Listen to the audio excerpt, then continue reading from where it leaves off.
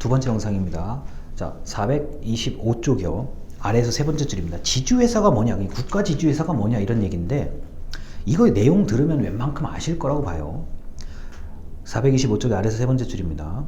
지주회사는 주식, 지분을 포함한 주식을 소유해서 국내 회사의 사업 내용을 지배하는 것을 그게 1인 회사를 말합니다. 자, 다시 말해서 주식 등등을 가져가지고 다른 회사의 사업을 지배하는 그러한 역할을 하는 회사, 이른바 실질적 지배를 하는 회사가 바로 지주회사입니다.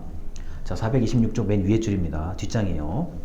맨 위에 줄. 이런 관점에서 지주회사란 다른 회사를 지배하는 목적으로, 자, 그 회사에 충분한 주식을 소유하고 있기 때문에 실질적으로 그 회사를 지배하고 있는 회사라고 말할 수 있습니다.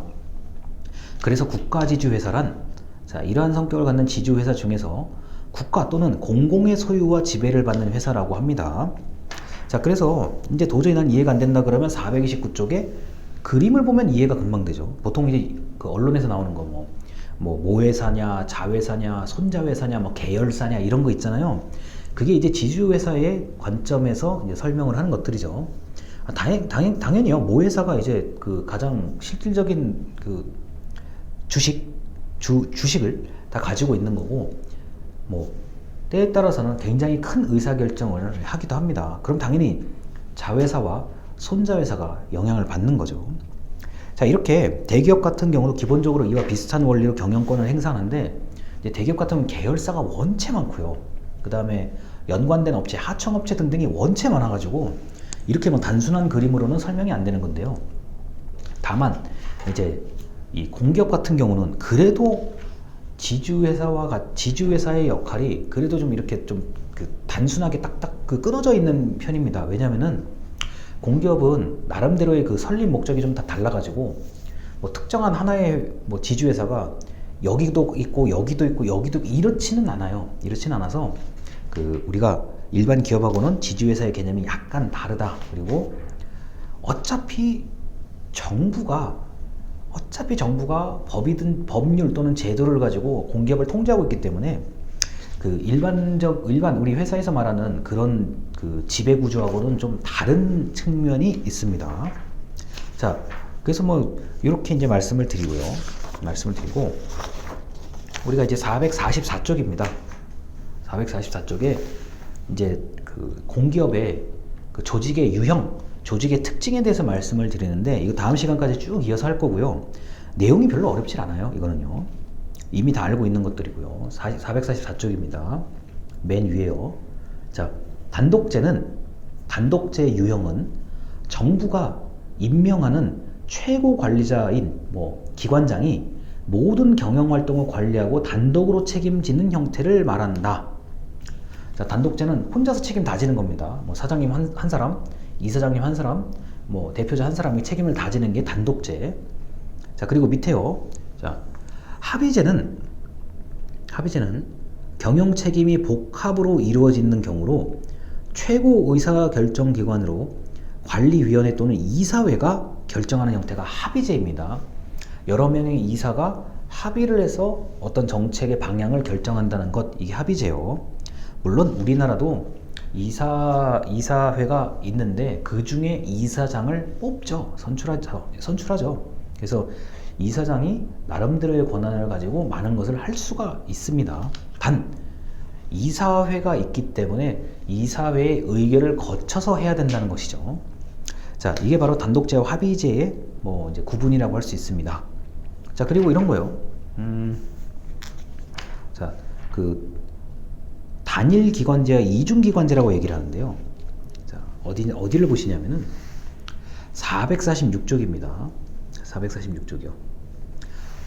이제 세 번째 문단에 전형적인 이중기관제는 관리위원회와 이사회를 두 개로 나누어서 설치하는 제도를 말한다. 관리위원회는 경영을 감시하고 중요한 문제에 대해 정책을 결정하는 감독기관인데, 이사회는 집행을 주된 임무로 한다 라고 되어 있습니다. 자, 관리위원회하고 이사회가 이렇게 분리되어 있는 형태, 이거 이중기관제는 이사회는 말 그대로 경영을 집행하는데 결정을 다 해요. 근데 이게 잘 되고 있는지 아닌지를 적절하게 감시하는 게 바로 관리위원회입니다. 당연히 관리위원회에 있는 사람은 이사회의 이사를 겸직을 못하게 돼 있어요. 그거는 말이 안 되는 것 같고요. 근데 왜 이렇게 그 같은 회사 안에 이렇게 이중기관을 두냐면은 우리가 이게 지금 제가 말로만 이렇게 설명을 해서 그렇죠. 만약에 공기업이 크다고 하면은 이거를 이사회에서 다 처리하기도 힘들 뿐만 아니라 처리를 한다고 해도 이게 만에 하나 잘못될 수가 있고 만에 하나 생각지 못한 게 있을 수도 있어요. 그러다 보니까 이사회는 집행만 열심히 하는 거고 관리위원회는 이게 잘 되고 있는지 아닌지를 보는 거죠. 그리고 감사는 감사대로 따로 있는 겁니다.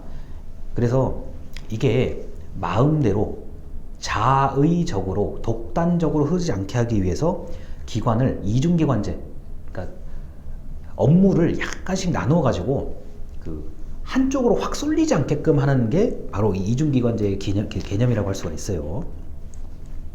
자, 그리고 이제 여기까지는 좀 솔직히 여러분들이 좀 어려운 게 뭐냐면은 내가 공기업의 감사도 아니고 내가 대표를 해본 경험이 없잖아요. 그런데 여러분이 조직 생활하고 회사 생활을 하시다 보면 이 얘기가 슬슬 이해가 되기 시작해요. 특히 큰 곳일수록. 왜 사장님 혼자서 마음대로 결정을 못하지? 왜 사장님이 누군가에게 보고를 하지? 그 보고를 받는 대상이 위에 이사회가 있는 경우들이 있다고요. 중간에 전화가 와서 다시 이어서 하겠습니다. 자, 대표님이 이렇게 위에다 보고하는 경우들이 있어요. 분명히 나중에 조직 생활을 하시다 보면요. 그건 이제 위에 이사회가 있다는 얘기고요. 이런 일들이 상당히 많습니다. 자, 그리고 이제 447쪽의 임명제 아래에서 5번째 줄입니다. 임명제란 관리위원회나 이사회 구성원을 경영 경험이나 능력 등등이 있는 사람 중에서 임명하는 형태다. 뭐 이거 너무 뻔한 거죠. 이거는 임명제라는 거는 잘할 수 있는 사람을 뽑겠다라는 얘기입니다. 그래서 우리가 지금 기관장을 뽑을 때, 공기업의 기관장을 뽑을 때 공개 채용 공고를 내고 적합한 사람을 이제 모시는 거고, 이걸 말씀을 드렸는지 모르겠어요. 이런 정도 수준의 이제 지원을 하시는 분들은 경력도 화려하고 말씀도 잘하고 뭐 아는 사람도 많고 뭐 이력서, 자기소개서, 면접으로 뽑을 수 있는 대상들이 아니에요. 물론 그 중에서도 또 차이가 있긴 한데 그냥 딱 봤을 때 야, 이거 도대체 누굴 뽑아야 되냐 이런 정도로 너무 다 괜찮은 분들이라서 누굴 뽑아야 될지 모를 정도로 헷갈릴 수가 있어요. 그래서 이 임명제인 경우는 좀 뽑을 때 굉장히 시간이 많이 걸려요. 왜냐면 일단 한번 뽑으면 최소한 2년까지는 그분이 나름대로 대표로서 활동을 해야 되기 때문에 여러 가지 좀 시간도 많이 걸리고 정치적인 변수들도 많습니다. 자, 이건 뭐 이 정도면 뭐 된 거고요. 설명이 된 것 같고, 449쪽에 이제 여러분들이 참여할 수 있는 게 약간 있어요. 449쪽의 맨 위에 줄이요. 소비자 자문위원회는 소비자 대표들로 구성되지만, 주민대표, 국민대표로 구성되지만 의결기구는 아니기 때문에 단순히 공기업 경영에 관련된 자문 기능만 담당한다. 그러나 공기업이 소비자와 관련된, 주민과 국민과의 관련된 사안은 이런 자문위원회가 상당한 영향력을 발휘한다. 이건 굉장히 영향력을 크게 발휘해요. 자, 만약에 이게 좀 필기가 가능하시다 그러면 자문위원회를 다른 말로 바꿀 수도 있습니다. 뭐 모니터링 위원회, 또는 뭐 이용자위원회, 주민 자문위원회 등등의 여러 가지 말로 이제 얘기할 수가 있는데, 이 자문위원회는 뭐가 중요하냐면은 이사장, 기관장, 그리고 실무자들 중에서 좀 실무자를 대표할 수 있는 사람들하고 똑같이 하나의 공간에서 일정한 시간 동안 대화를 하고, 그리고 그 공기업이나 이런 실무진의 뭐 어떤 내용을 좀 듣습니다. 정책이나 프로그램에 관련된 설명을 듣고 거기에 대해서 실무진, 이사장님들과 같은 임원들에게 자신의 의견을 얘기할 수 있기 때문에 굉장히 경향이 커요. 그리고 이런 그 소비자 자문, 여기서 이제 책에서는 소비자 자문위원회라고 하는데, 이런 일반적인 주민이나 시민들의 자문위원이 말을 하면 그게 굉장히 큰 그 영향을 줄 수가 있는 게, 뭐 예를 들어서 내가 어떤 프로그램을 이용했더니 어떤 사업을 했더니 굉장히 좋더라, 뭐 어떤 직원을 좀 칭찬해라, 이렇게 되면은 즉시 그 해당되는 직원은 칭찬을 받고 때에 따라서는 포상도 받을 수 있어요. 자, 반대로 나는 이거 이용해봤더니 뭐 해봤더니 이게 불만이 많고 시설이 얼마고 저 사람이 불친절하다, 이렇게 얘기를 하면은 그게 즉시 징계를 할 수 있을 정도의 사안이 돼요. 아니, 왜냐면요, 사장님이나 예를 들어서 뭐 대표님이나 이런 기관장님들은 조직 생활을, 조직 안에서 열심히 뭘 하시기 때문에 외부인의 얘기를 들을 일이 많지가 않아요. 의외로 아무리 뉴스를 보고 어쩌고 저쩌고 해도 막상 내 앞에서 그런 말을 듣는 거하고 인터넷 기사 찾아보고 이거하고는 좀 차원이 좀 달라요. 많이 느낌이 많이 다르거든요. 여러분이 만약에 대표라고 생각해 보세요. 앞쪽에 있는 사람들이 너무 일 잘하고 얘 괜찮다, 이런 말을 들을 때 여러분의 그 감정하고 이거밖에 못하냐, 뭐 이건 지금 일이라고 하느냐, 이렇게 얘기를 듣는 어떤 차이가 있냐는 거예요. 그래서 이 소비자자문위원회, 시민위원회 이런 게 이런 어떤 그 단순히 자문 기능만 한다고 생각하시면 안 되고요. 자문 더하기 견제 더하기 감시 기능까지 다 같이 하고, 때에 따라서는 정말 독창성 있는 얘기를 할 수가 있어요. 뭐 우리가 우리 기관이 이런 게 고민인데 어떻게 하면 좋겠습니까? 그럼 거기에서 이런 자문위원들이 진짜 획기적인 아이디어를 제공할 수도 있어요. 그렇게 된다고 하면